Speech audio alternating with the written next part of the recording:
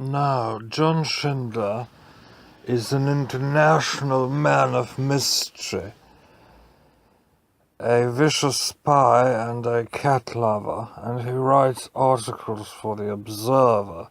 Today we're going to read and comment on an article of his where he claims he is sure that Trump, and Trump in Northern English dialect means fart, is a member of the KGB. Trump disrupts the Western spy alliance. Our new president's rumored Kremlin ties are panicking our espionage partners. For 3/4 of a century, it's ranked among the world's most important secrets. The American-led global spy alliance, born in the early years of the Second World War, is beyond question the most effective partnership in espionage history. Now it's all starting to come unraveled. This remarkable hush-hush story began in the summer of 1940, in the dark days after the fall of France to the Wehrmacht, when Britain stood alone against Hitler, who occupied most of Europe. With his ally Stalin, the Nazis and Soviets had divided much of the continent between them, and it seemed only a matter of time before Britain gave in, as several ministers in Prime Minister Winston Churchill's cabinet were counselling. So bleak did London's odds appear. Britain's secret ace in the hole, known to only a privileged few, was her ability to crack German codes, above all the Nazi Enigma machine, which gave London deep insights into the enemy camp. The Poles were the first to break into Enigma, and shortly before their country fell to Hitler and Stalin in September 1939, Polish intelligence shared their secret knowledge with Britain. There, codebreakers made quick progress against Enigma, a top-secret program they termed Ultra, but they needed help. That's where American codebreakers came in. In the bleak summer of 1940, in a desperate effort to stave off British collapse, which would leave all Europe under the Nazi Bolshevik yoke, President Roosevelt began assisting London with money, supplies, and weapons. The cornerstone of FDR's plan was the Lend-Lease program, which gifted Britain billions of dollars worth of weaponry to resist the Nazis.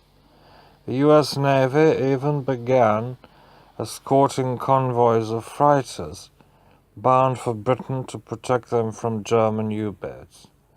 Hitler was hardly wrong when he insisted, a year before the Japanese attack on Pearl Harbor, that America was a neutral in name only. Unknown to the public, FDR also dispatched experts across the Atlantic to assist the British in the spy war. British and American spies began sharing secrets in the late summer of 1940, and in January 1941, US intelligence officers were sent in secret to assist British codebreakers with Ultra. Here, American know-how paid dividends, and months before the United States was officially in the Second World War, its spies were serving on its clandestine front lines. So was born history's greatest spy alliance, Anglo-American Signals Intelligence Cooperation in the ultra-secret, which soon encompassed Canada, Australia, and New Zealand too, played a role on all fronts in the global conflict and made possible numerous Allied victories. That Ultra shortened the Second World War by months and perhaps years, is not in doubt. This secret alliance was so successful that the Anglosphere Signet Partnership continued after the Allied victory and would soon prove vital in the budding Cold War too. The Five Eyes family, as it's called, eventually expanded into other kinds of intelligence, but code-breaking remained its heart. Anglosphere Sigint played a key role in keeping the Cold War from going hot, and it's continued to the present day, keeping global peace while tracking terrorists and other international malefactors such as nuclear proliferators and narco-thugs. After 9/11, intelligence sharing became more important than ever, and it's no exaggeration to term the American-led spy alliance the secret shield that keeps the West safe from jihadists. In a high percentage of cases, operations to take down terrorists before they kill innocents begin with a tip, usually from SIGINT, that's shared among intelligence partners rapidly, leading to successful disruption, left of boom, as the spies say.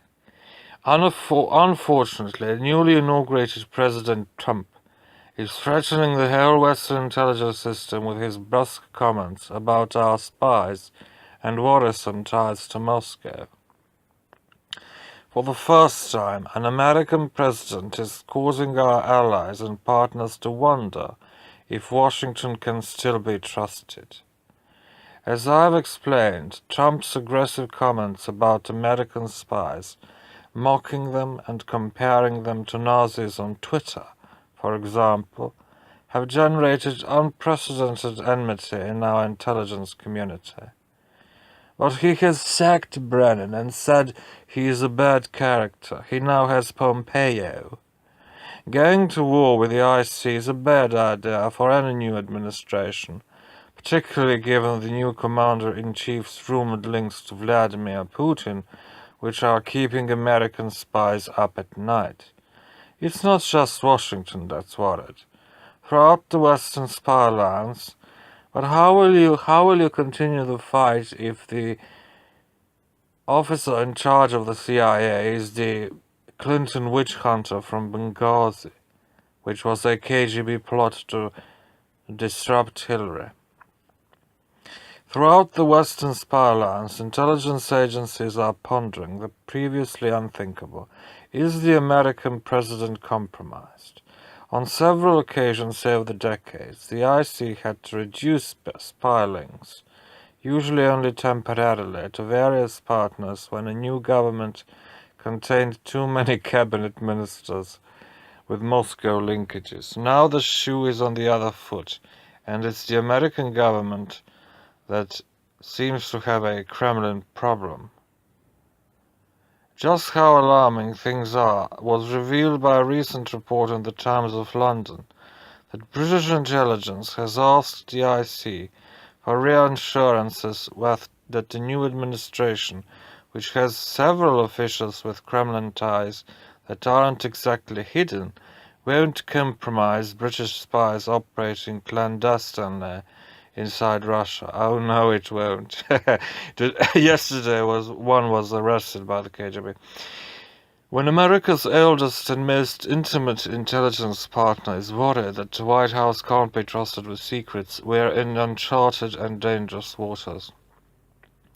The cost of breakdowns in the Western spy alliance won't be theoretical. If intelligence sharing wanes, the world gets more dangerous, and jihadist attacks will increase, perhaps quite quickly.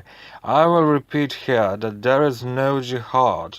It is all controlled by Saudi and Iranian money and directed by the CIA and KGB. Indeed, it is public that there's a big new Brzezinski organized Al-Qaeda to fight the Soviet Union in Afghanistan with Saudi money. And to talk about jihad is inane when Now, Putin is directing these idiots in Trump's cabinet to hit jihad when they should be hitting him. It is the same replay of the Bush years, when Bush was directed to attack several targets in the Middle East by Russia to increase the price of oil for his Texas friends.